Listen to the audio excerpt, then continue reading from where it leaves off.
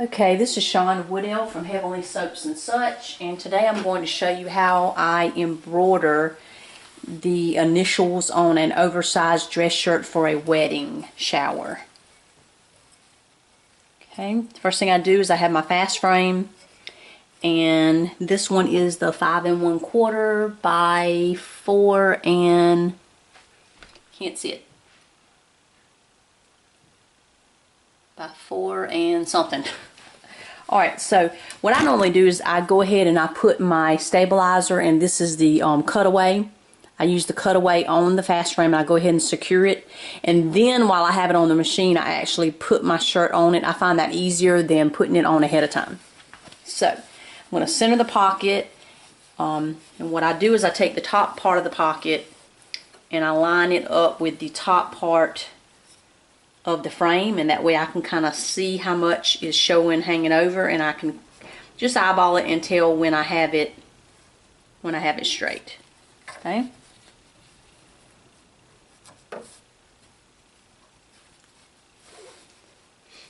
And some people may have a different way to do this. I just find this works really well for me. Now watch it not work too well since I'm videotaping it, but I've already done 4, and this is my 5th shirt.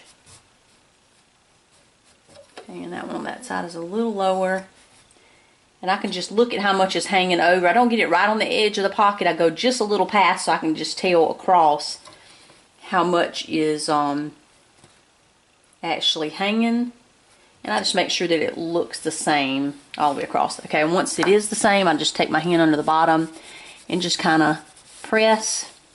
Okay, I take the shirt and put it up on the little shelf down here, rather than letting it just hang and it's kind of pulling.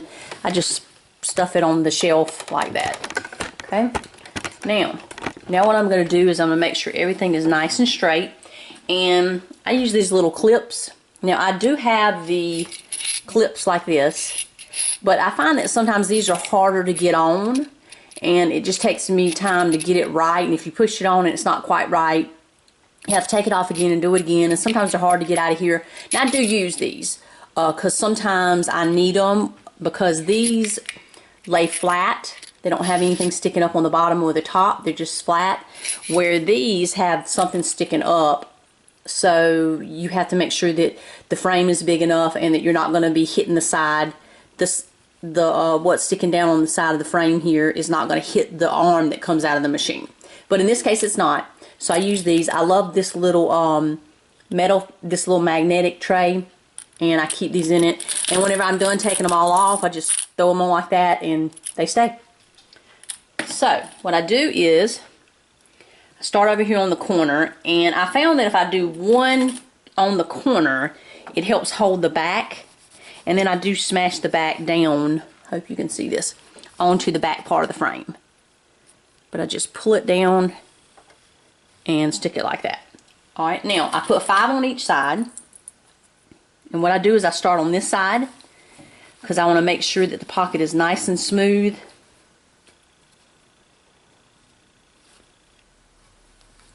So I pull it snugly, make sure there's no wrinkles, and I put 1 on the corner.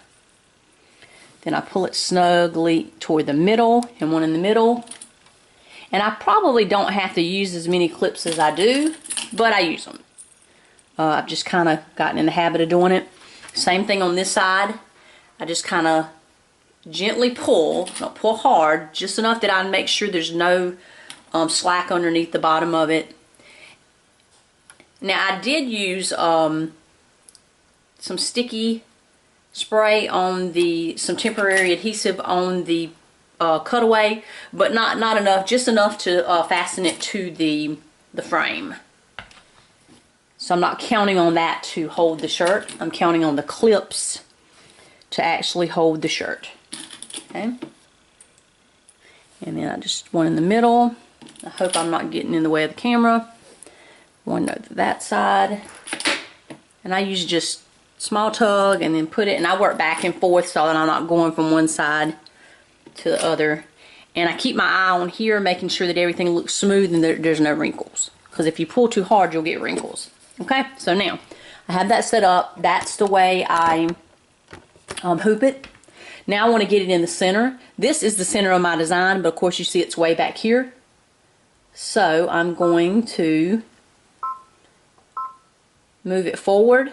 Now because I have a long ways to move, let me show you this. I didn't know this for a long time, but these 3 butt arrows right here, if you leave it on this one, it moves just slowly. And if you can watch this, you'll see how slow it moves.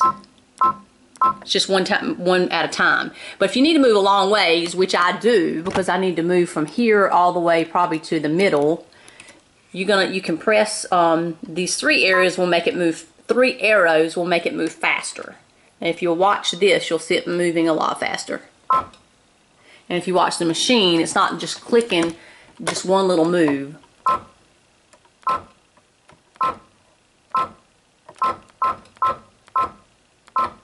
Now I didn't know that for a long time, and I usually, if I'm not moving that far, I keep it on the middle one. I don't usually use this one anymore, but it used to take me forever to get my design from one point to the next, because you just had to sit there and hold the button while it went click, click, click, click.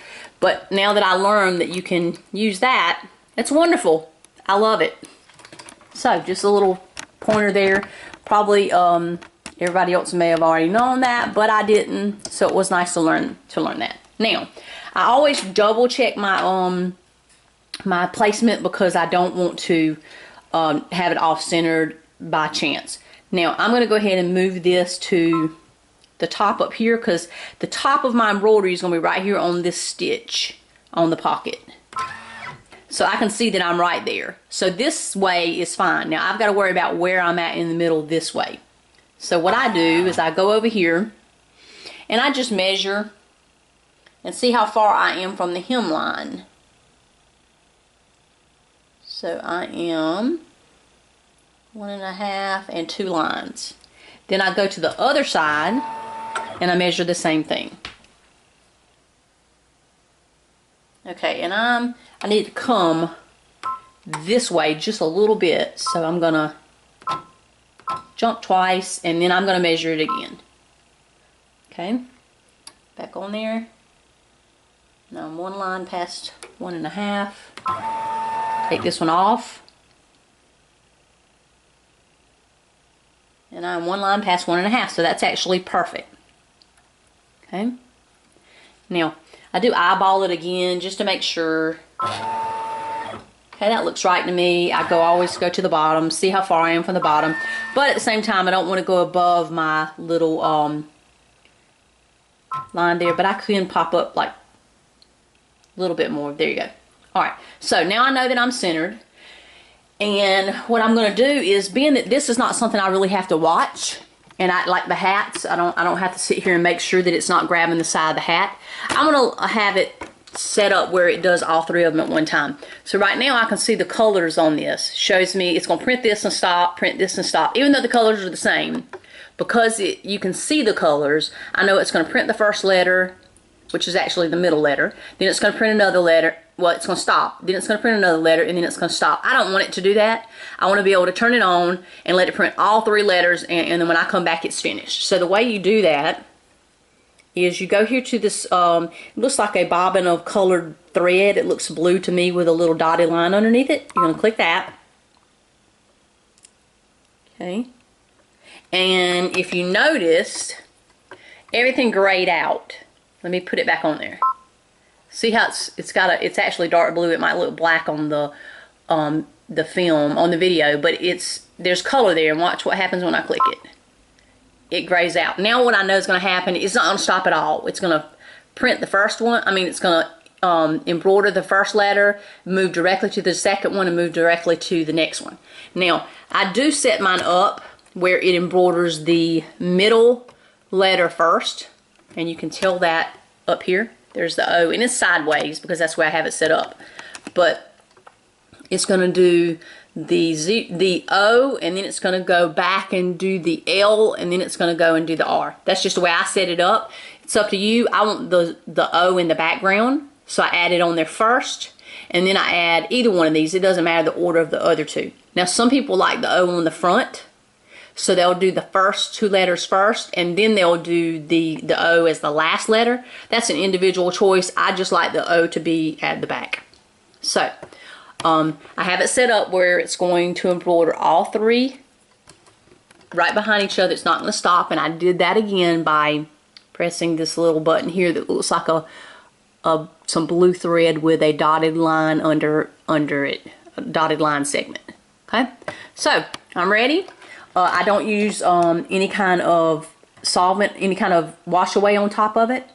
I just any water. It's actually called water soluble stabilizer, but I don't use that on this.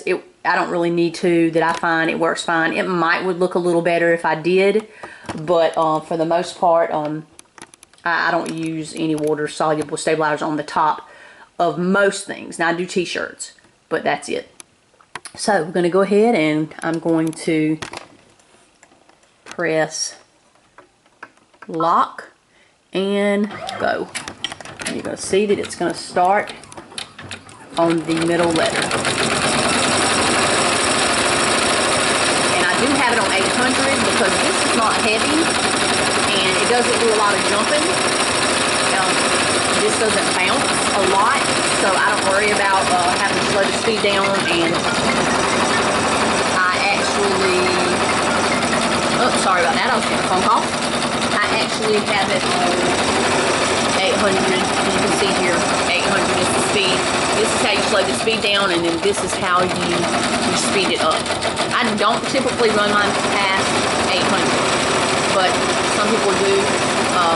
Usually I run mine on 600, but like I said, since this is not jumping and I'm not worried about this, I'm going to run it on 800. Now normally I would walk away and this would embroider and be ready when I come back. Now, I'm going to go through here. This is the shirts that I've already done. There's 3 of them. And so I have done just the pockets on them, and they're oversized pink women's, well, they're actually men's shirts, but they're oversized shirts for women for a wedding shower, if I'm not mistaken. Now, here's another one. Oh, actually, I've done 4. I haven't folded this one up. Here's the other one. Show you what it looks like on the back. That's what it looks like after I cut away, cut around the edge, and after I take it off the frame and then cut the stabilizer away. Is the way it looks, but they turn out really, really cute. So I have one more to do. Oh, actually this one. I don't iron the entire shirt. This is actually the bride's. That's why it's a different color. But what I did do is I iron the pocket, and I always take some cloth and I always just leave this over here, and I lay it on top of it. And I just iron. I can feel where the pocket is. I just iron right there. Press down a little bit. It's probably not the best iron. It works, but I do plan to get a better one when it's time to get one. Okay? And then I just throw it out of the way.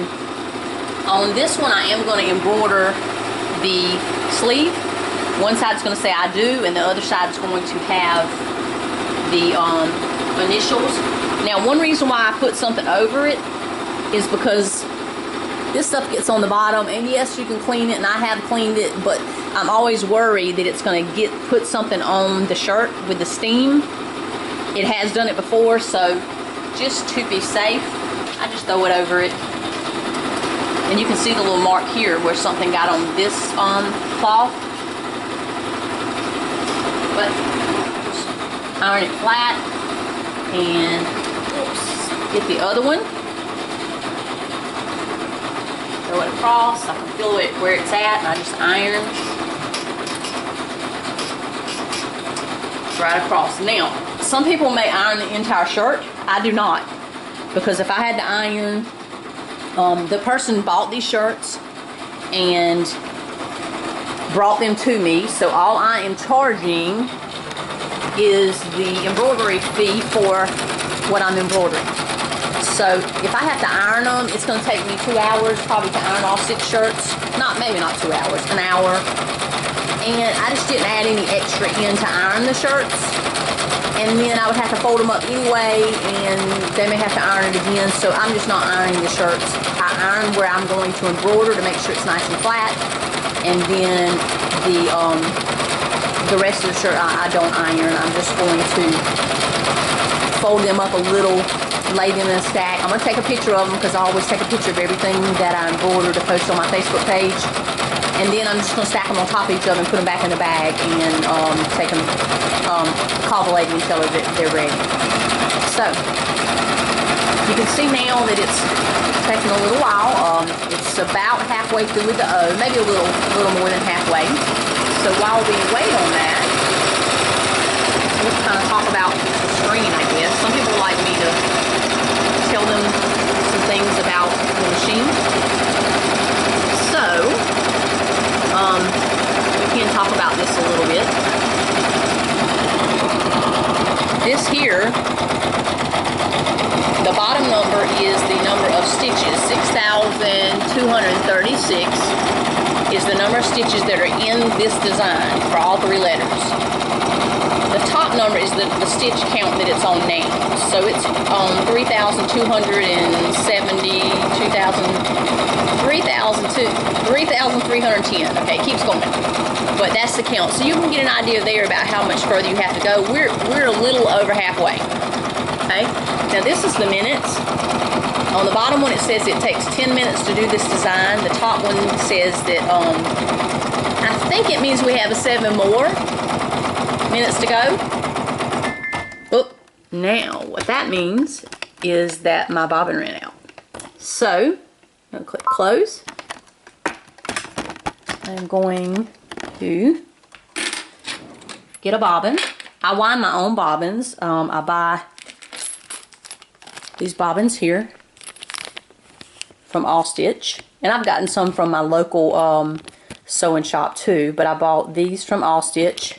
I don't remember how much they were, but apparently it's type L, and I ordered 12 of them, so that's what's left. I wind my own bobbins, so I try to keep 5 or 6 of the white bobbins ready. I used to do 1, 1, 1, but that's just got really aggravating, so when I do them I usually try to go ahead and do 6 or 8 of them, or 5 or 6, and then I'm finished. Alright, so what I'm going to do is I'm just going to reach my hand behind here and pull the door down. There's a little arm. You can see that I've grabbed the little arm. Okay, and you can see that the bobbin's empty. I'm going to pull that one out. Put this one in. Let me cut off the little piece that... Okay. Now I'll show you how, just in case somebody doesn't know, show you how you put it in. Alright, now, you don't want it to go in with the string facing that way. You want to turn it around, and you want your string facing this way, to the right of it. So when you're holding it, the string should be, the string should be turned toward the right. And what I mean by that is the string is wrapping this way, so it's hanging toward the right, across the top. Okay, you're going to put it in. Then you're going to pull it into the little line here, into the little gap. And then you're going to pull it down the side until it gets in that little hole. And then you're going to give it a little pull to make sure it's pulls. And I'm not really sure if I have to do this, but I always clip mine off about 2 inches. Now, to put it in, you're going to flip it over. You want this little arm here to be on the right hand side, on this side.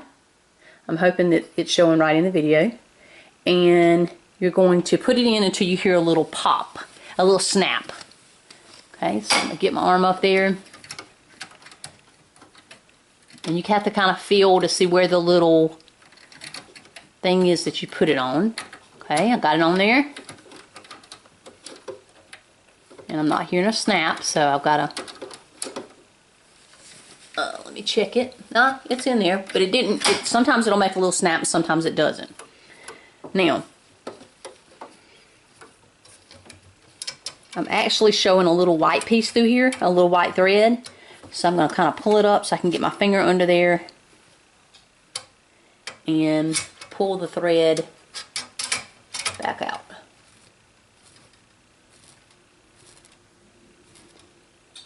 That's just how I always do. I'm not really sure what you should do, but I usually just pull it out, and it's still sticking up there. So I'm going to let go. Okay, then I'm going to see if I can pull it back out. Now that it's got my, there we go. Now, I pulled it through and you can't see it anymore. And I know you really can't see that. But sometimes if you leave that white thread sticking up when you start embroidering, it embroiders on top of it, but white sticks out. And I don't like to have to try to trim it. And if you go back over it, sometimes it can make it stand up and look a little funny on the part you sewed twice. So I don't like to do that. Okay? But I am going to back it up.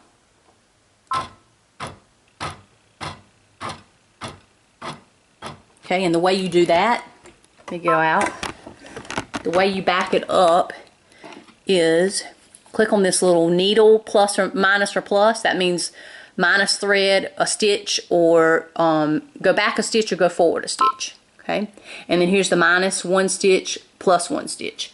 I'm just going to go back until I feel like it's back where the bobbin ran out. Now, my thread is going down on this side, so I always want my dot, my red laser dot, to be right there, because that means it's going to start right there. Because I want to make sure it kind of starts right where it was.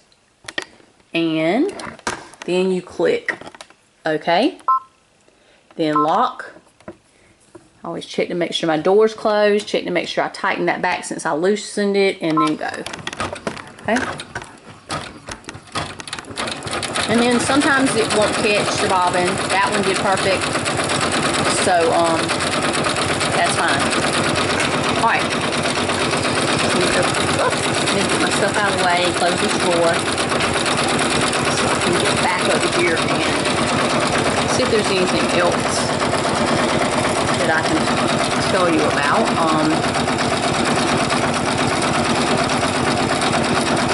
Not really.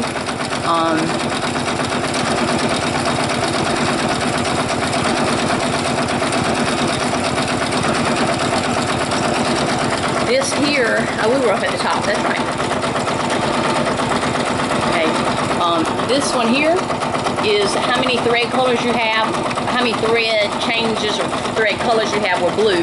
But now I did have all these the same color, but because of the way it's set up through this panel, it separates it out. But if I did it on my software on my computer, it would list it all the same color. It would just be one color.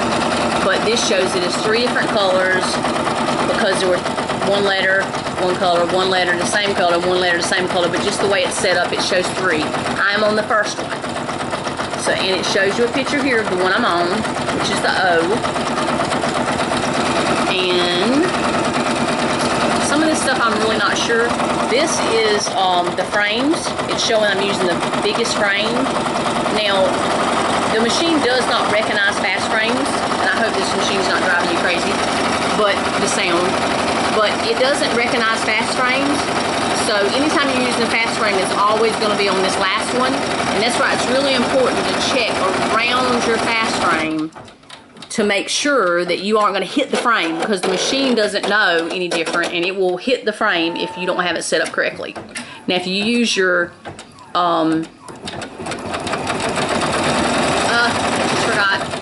not your fast frame, but your other one. If you use the ones that come with the machine, then your hoops, then you don't have to worry about that, because the machine recognizes the hoops and it will show you up here which hoop you're using.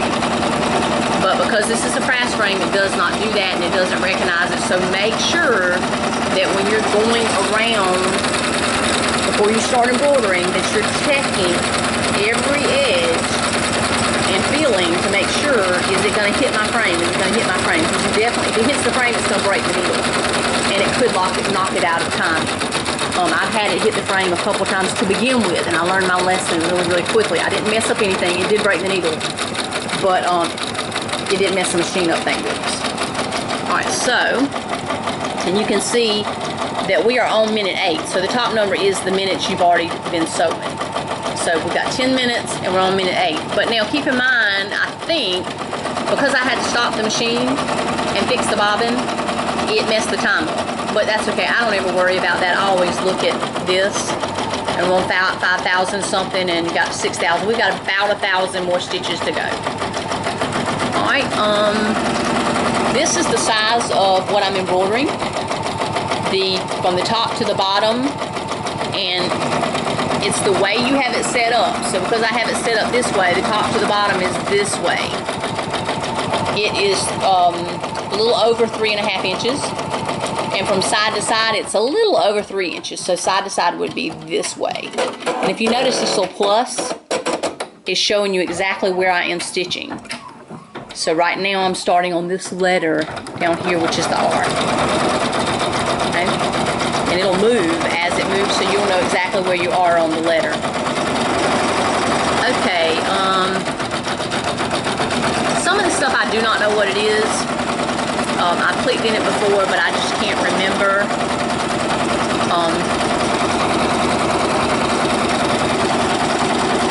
This here says that I rotated it 90 degrees because I didn't want it. Oh, I think I stopped it. I did.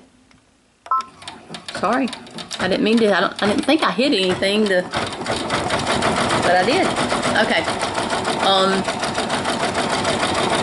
Because I wanted it to actually embroider like this, because that's the way I had the shirt set up, I rotated it 90 degrees, and that's showing you that I rotated it 90 degrees. All right, this is the position on the screen. It usually starts out at 0, 0 for the first one, but because I moved it down, it changed that. I don't usually worry about that at all.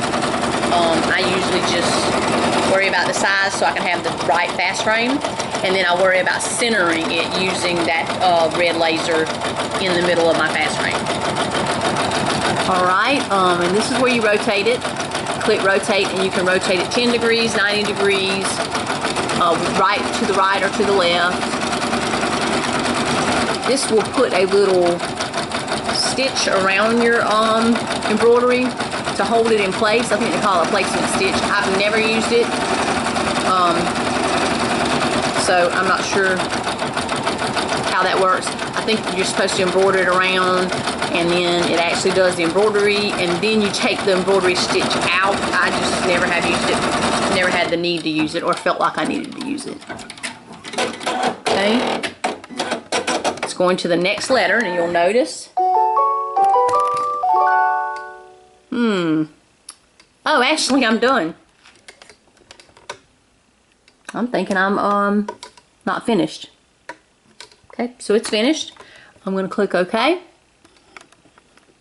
don't know why I was thinking I was still on the first letter. I'm not paying attention. I think it's because I went and ironed the shirt and everything. So now you can see I have L, O, and R. And this is the Vine font. And I just grab these and take them off. I usually use 2 hands, but I am holding. And then I just take them, and if you see, they all just drop right in. None of them fell out. On this side. Here, I just drop them right in, and they fell out that time. Normally I have 1 handful of all of them, and they don't fall out. Now, reach back here, and you loosen it. Okay, you don't want to take it all the way off, and then you pick the front up like this, and then just slip it off, and then make sure you keep it down so it doesn't catch your needle or it doesn't catch your needle threader. Okay. Now, I'll go over here. I'm sorry. I'm trying to move this around on my own. Alright, now what I'm going to do is flip it over. I just pull it down away from the cutaway. Take my scissors. Now be very careful here that you don't cut the shirt. I just keep an eye on the shirt. I can see, I don't know if you can see that, but I can see that there's no shirt here, and here's where the shirt is. But just make sure you're not cutting the shirt. And then I just get it not as close as I can, but pretty close.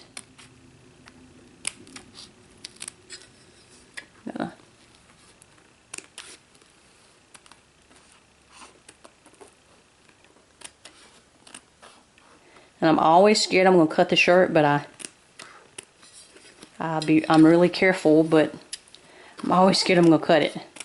I'm like, oh, if I cut it, I've got to go get another shirt, or that's going to be terrible, and then I've got to redo it. Okay. That's that. So then I just tear this off and throw it away. Now, some people do another layer behind it. And I was doing that, but I ended up where I didn't like it, because if I added up 3 or 4, then it would sometimes grab, depending on what you were embroidering, it would grab another piece, and then it would have the piece behind it, so I ended up with 2 layers. But if you're doing exactly the same thing over and over, you could do that, and it would automatically do it right here in the circle. But if you're changing and doing different things, I wouldn't recommend doing that. So now I just grab this and get it off of one corner, and then you kind of just pull it. Once you get one corner going, it comes right off. And the rest goes in the trash. You can see it has some sticky, but that's where the stabilizer is, so the shirt doesn't come in contact with that. It does come in contact with this a little, but it never had any issues. So the back looks like this, and the front looks like this. And what I'll do is button the shirt back up, give it a nice fold, and then I will move on to the next shirt. And when I get ready to do the sleeves of the next shirt, I'll make another video so that you can see me do the sleeves. Okay, this is Shawn Woodell. Thank you for watching, and I'll see you next time.